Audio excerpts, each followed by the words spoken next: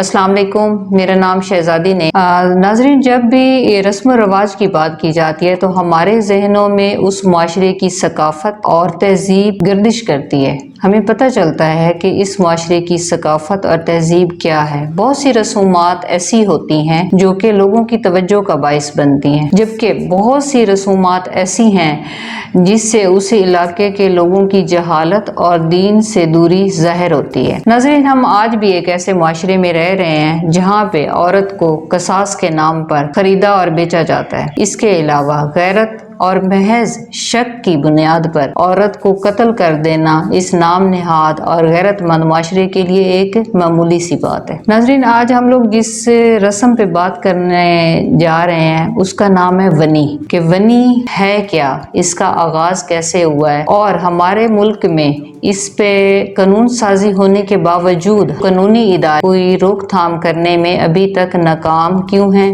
बेबस क्यों हैं, इसकी क्या वजूहात हैं। वनी रस्म जो है, ये मिसाल के तौर पे एक इलाके में किसी शख्स से कोई कत्ल हो जाता है तो वहाँ का जो वडेरा है या वहाँ का जो जागीरदार है वो एक जिरगा या पंचायत बुलाता है जिसमें उस गांव के वडेरे जो हैं सारे बैठते हैं। जिस जिरगे में या पंचायत में ये फैसला किया जाता है, दो खानदानों की सुलह करवाने के लिए फैसला किया जाता है कि जिससे कत्ल हुआ है वो अपने घर की कुंवारी बच्ची वनी के तौर पे मकतूल के घर वालों को देगा। अब जो बच्ची मकतूल के घर वालों को वनी के तौर पे दी जाती है वो अपनी सारी जिंदगी गुलामी और असीरी में गुजारती है और ये फैसला जिरगे का होता है। उस पर उसके घर वाले मजबूर होते हैं कि ये जिरगे का फैसला हुआ है, वो उससे इनकार नहीं कर सकते। और ये रस्म जो है ये मुख्तलिफ इलाकों में पाई जाती है, खास तौर पे सूबा सिंध में और जनूबी पंजाब के इलाके राजनपुर में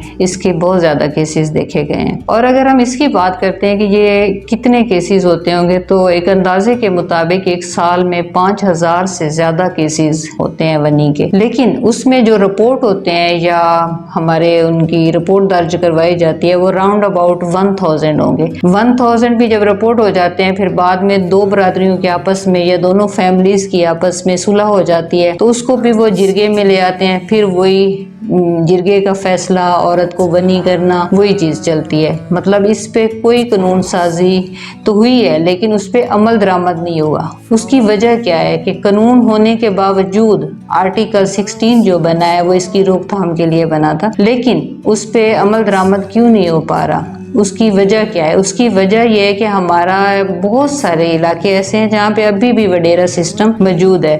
वडेरों के फैसलों के मुताबिक ही वहाँ के जो गरीब लोग हैं वो जिंदगी गुजारते हैं। जैसे वहाँ का वडेरा फैसला कर देता है वो वैसे ही उस पर अमल करते हैं। तो इसको वनी जो रस्म है इसको ख़त्म करने का जो मेरे ख्याल में एक वाहिद तरीका है वो ये है कि लोगों में तालीम हो, लोगों में दीनी तालीम हो और वहाँ से उस इलाके से हमारे ये जो इलाके हैं यहाँ बेजहालत को ख़त्म किया जाए। और सबसे ज़्यादा अहम बात जो है कि ख़वातीन को और लोगों को अपने हकूक़ के बारे में पता हो। ख़वातीन बोलती नहीं है। मैंने राजनपुर के इलाके में बहुत सी ख़वातीन को ऐसे देखा है कि उनसे अगर आप कोई बात करते हैं तो वो चुप करके बैठी रहेंगी, आपको आंसर नहीं करनी। मतलब उनको बोलने की ही इजाज़त नहीं है। ख़वातीन को उनके राइट्स के बारे में बताया जाए और उन्हें ये बताया जाए कि इस्लाम ने आपको कौन से हकूक दिए हैं जो आपका हक है और आप वो ले सकती हैं। नाजरीन, इस रस्म को ख़त्म करने के लिए इस रस्म पर कानून साजी होना और कानून पर अमल दरामद करना बहुत ज़रूरी है। जब अब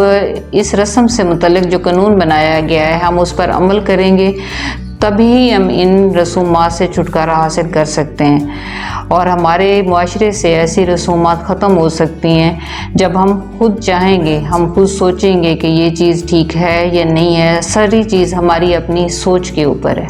बहुत शुक्रिया।